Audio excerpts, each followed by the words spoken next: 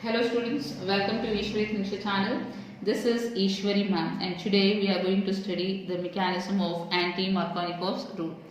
Students, in the last class I explained about Anti-Markovnikov's rule and today we are going to study the mechanism of that reaction.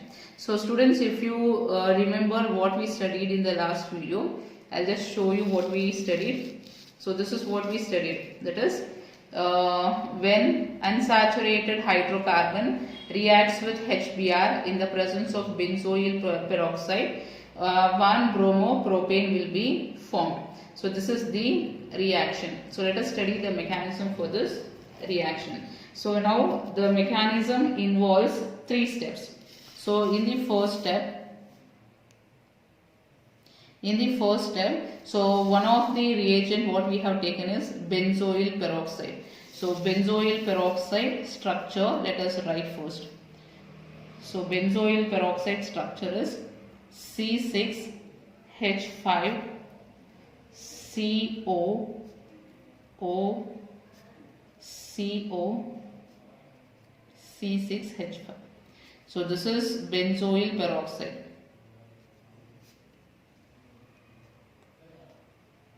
So now what happens is, students, this bond is found to be weak, which is present between oxygen. So as a result, what happens is this bond is going to break, and the breakage we call it as homolytic. Okay, homolytic meaning is it breaks, and as a result the electron will be shared equally between the atom. Okay, meaning is, suppose see here atom A and B. Okay, homolytic meaning is, you know that one bond has 2 electrons. So it will break in such a way that A will get 1 electron and B will get another electron. So this is called as homolytic breaking. So there is another type which is called as heterolytic breaking. So this is heterolytic, next type. Heterolytic. So what is heterolytic cleavage or breaking? So what happens is, here the bond breaks like this. As a result, one will not get any electron and the other one will be getting both the electron. So B will get 2 electrons. As a result, it will be getting negative sign. So heterolytic fission will result in positive ion and negative ion, that is cation and anion. Whereas in homolytic fission, so you know that atom with a extra electron, we call it as free radical. So this we call it as free radical. So here this is one free radical and this is one free radical. So homolytic breaking of the bond results in formation of free radical. So here the bond breaks homolytic fission. So as a result, 1 electron will move to this oxygen atom and 1 electron will move to this oxygen.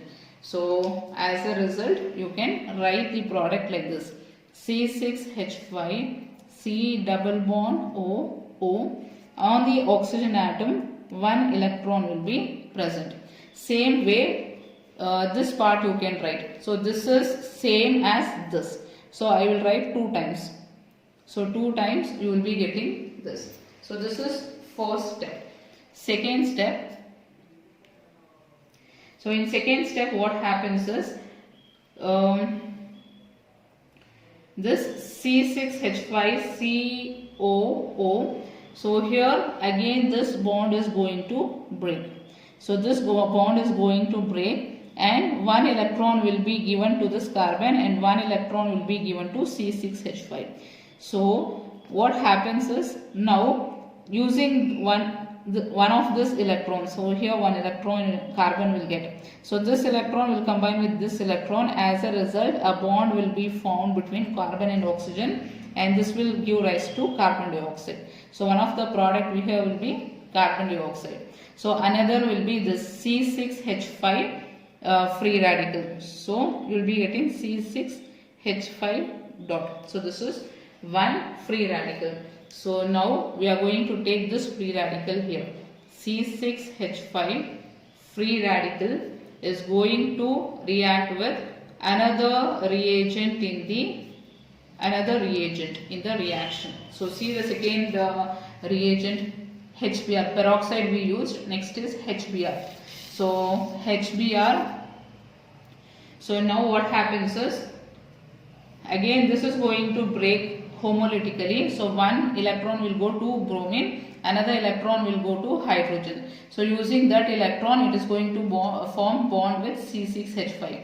As a result, hydrogen gets added to this carbon. So H5 and one more hydrogen, if it combines, it becomes C6H6. C6H6 plus Br free radical. So now in the third step, we are going to take the unsaturated hydrocarbon. So unsaturated hydrocarbon, here we are going to take CH2. So we are going to take propane. So now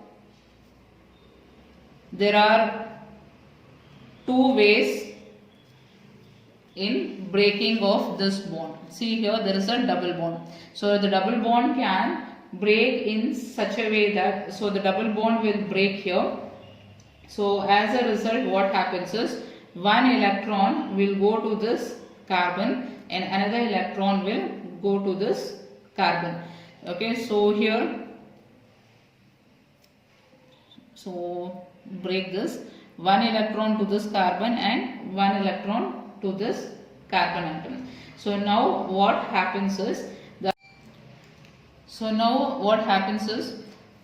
this Br free radical. So Br free radical can add to this carbon or it can add to this carbon. So in the first case, let us add bromine to this carbon, first carbon.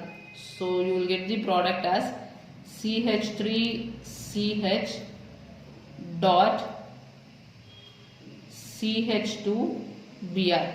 So this is the first product form. So second possibility is, bromine free radical can add to second carbon. This is second carbon. It can add to this carbon. So if it adds to that carbon, the product form here will be CH3CHBr CH2 free radical. So now two free radicals are formed. We should see which is more stable here. So here you can see this is secondary free radical and this is primary free radical. So what is the meaning of secondary and primary? Secondary free radical meaning is, the carbon having free radical is attached to two more carbon atoms. You can see one on this side and one on this side. Okay, whereas here carbon containing free radical is attached on only one side to the carbon. So to this carbon it is attached. On the other side it has hydrogen atom. So this is called as primary free radical. So among primary and secondary free radical, you know that secondary free radical is more stable. So why it is more stable? I have made a video on this, the stability of free radical and stability of carbocation and carboanion. So students, if you have not watched, you can watch those videos to get better clarity on the stability of free radical.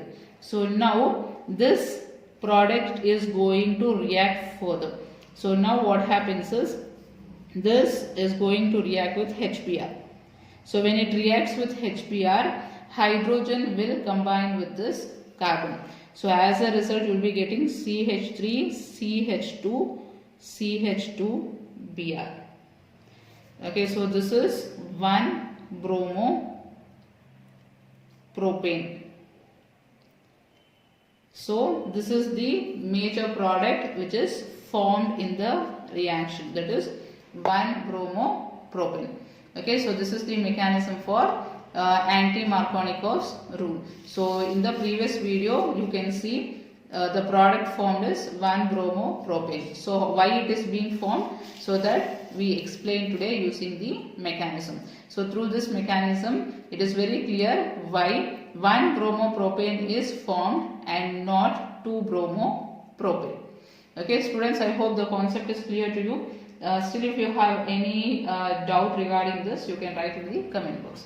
So students, if the videos are really useful to you, you can subscribe the channel for more videos which will help you in passing your examination of class 11 and class 12, as well as for NEET preparation. We are preparing this videos. Okay students, like, share and comment. So I'll meet you in the next video. Bye bye.